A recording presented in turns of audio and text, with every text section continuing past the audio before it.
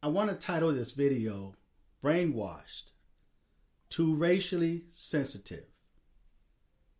Brainwashed, Too Racially Sensitive.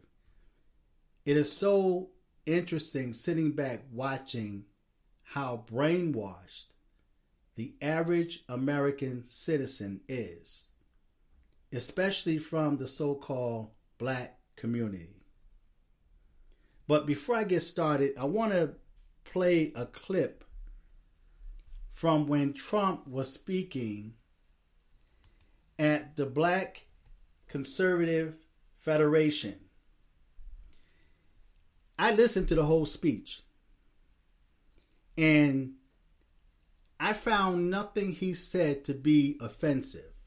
Now, the media, the Trump-hating media, is going to push it to make it appear that Trump is a racist.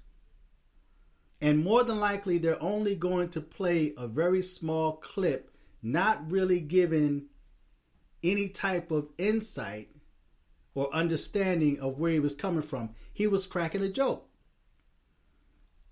When I first heard it, it kind of caught me by surprise, because this is the type of speech that never came from Trump's lips. But I don't really think he meant any harm if you listen to the context in which he was speaking. But to listen to the fake news media, you would think that Trump was a racist, especially with the small clip that he played.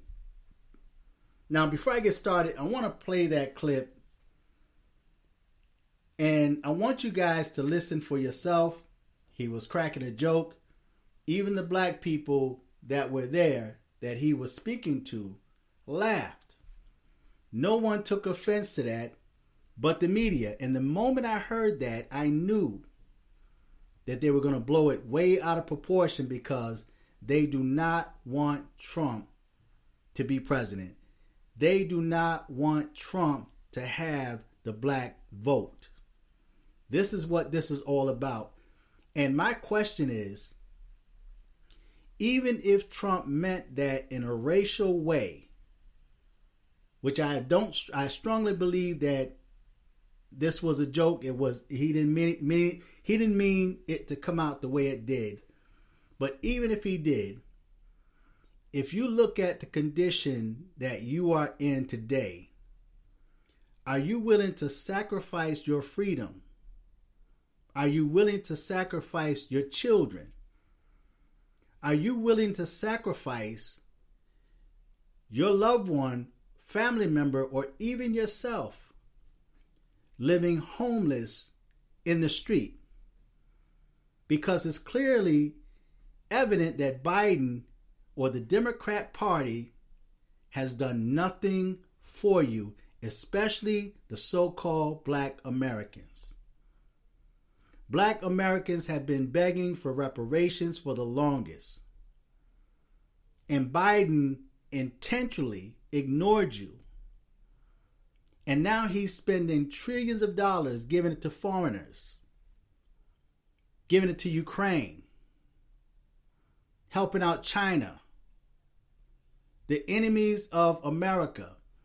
And now the borders are wide open, and he not only distributed illegal immigrants across the country, but he's supporting them, giving them a place to stay, free health care. Think of how long Americans have been begging for free health care. Now, we had Obamacare in the past, but think of how long black Americans have been begging. And now Biden is spending trillions of dollars giving them checks. In New York City, the mayor is talking about giving them debit cards with money on it. And then they come to the black church when they need votes. And black people fall for the tricks. Just like what Fannie Willis did. And Kamala Harris. And Joe himself. Joe has not been to the border, but yet he found his way to the black church. The Democrats, the black Democrats that support him, that cheered him on. Although You're the ones that he's replacing with illegal immigrants.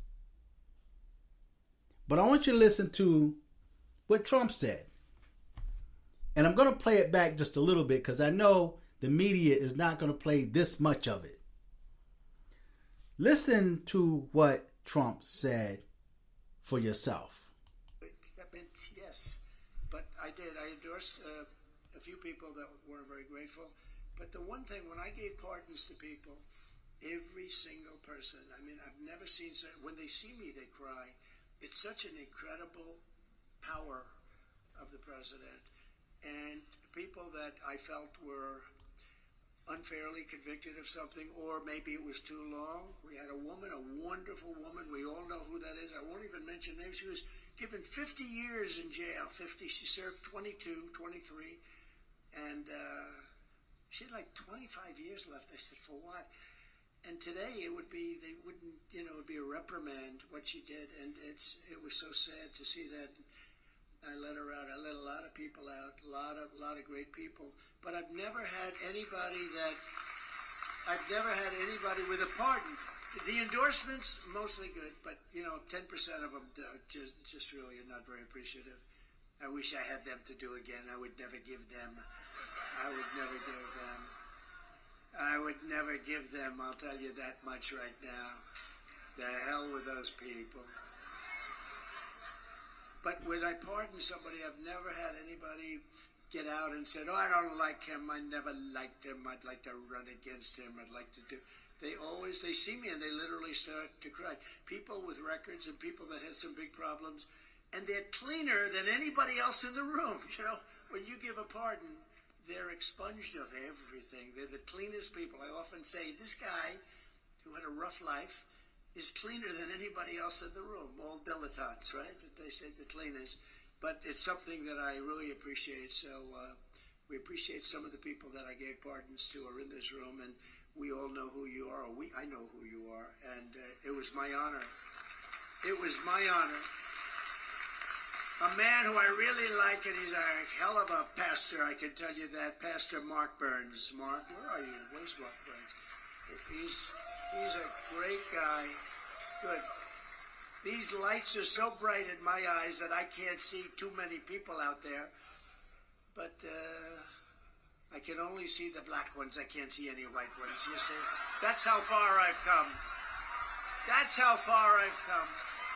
That's a long way, isn't it? Besides, we've come a long way together. Lynn Patton, she's been incredible. Lynn Patton. And tonight's honorees, so deserving, Mary Milben and C.J. Pearson. So Mary and C.J., congratulations. That's unbelievable. Now, who would take offense to that?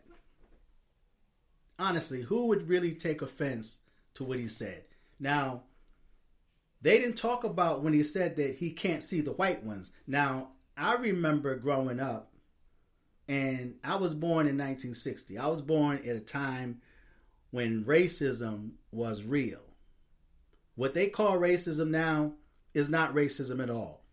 In many cases, it's ignorance. But when I was growing up, what the racists used to say about blacks was that you can't see them at night. They say that the only way you can see black people at night is if you see their eyes in their teeth, right? And there's a saying, I forgot where it came from, but they said, don't shoot until you see the white of their eyes, right? So these were the racist remarks that were made back in time. But people ignored the fact that he said that he can't see the white people with the light on. Now, I don't know if any of you had ever performed on stage. I have.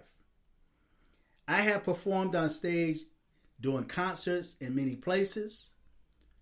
And those lights are so bright on that stage that when you look out into the audience, the only thing you see is shadow.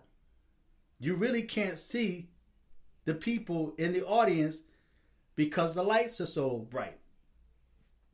That's what Trump was referring to. And him, because of how he is, he made a joke out of it. He said he was talking to black people, and he said the only people I can see is the black people. I can't see the white people. See, because the light was so bright, it faded out white people. But you don't hear white people complaining. The only people you hear complaining is the media that's race baiting and oversensitive, racially sensitive black people. You forget the fact that Trump was called all types of names, man. He was called a racist. He was called Orange Man. He was called all types of nasty names. And he never mentioned it. Think of all the white people that blacks have referred to as honky and cracker and white supremacy and peckerwood and all of these racial names, but you don't hear white people complaining about it. They hear it and they move on with their life. They're not oversensitive regarding race names, things that you call them. We watch a lot of videos on YouTube where blacks will be in a store and be calling the store manager, the white store manager, all kind of racial names.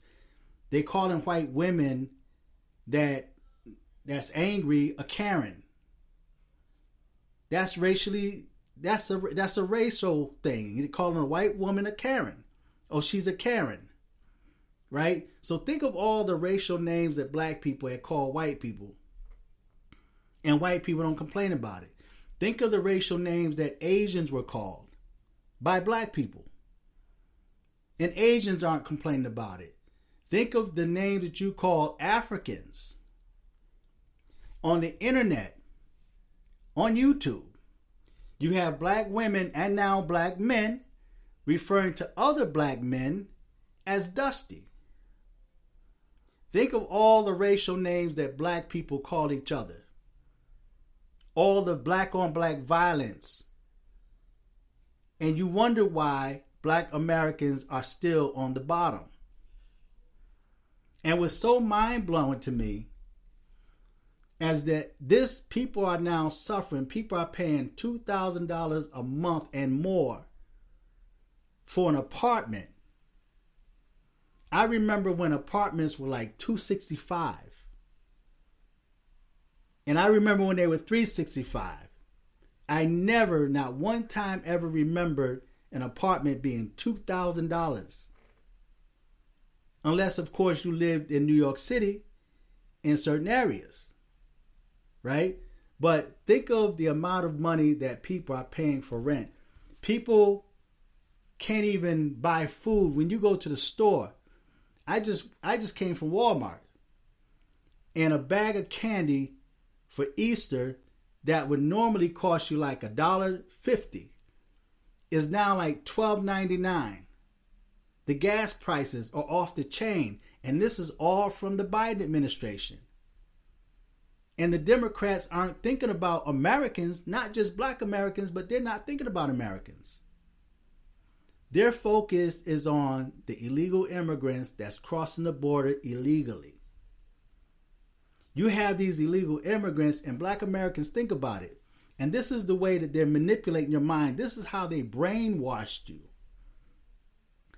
They brainwashed you so much that those illegal immigrants are violently attacking police. They're riding on mopeds, robbing people. They drugged this one woman on the ground. And guess what?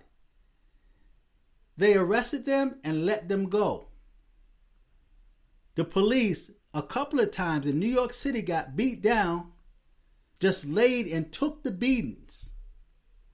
They have guns, they have pepper spray, they have stun guns, they have nightsticks, but yet they took a beating from the illegal immigrants. But black Americans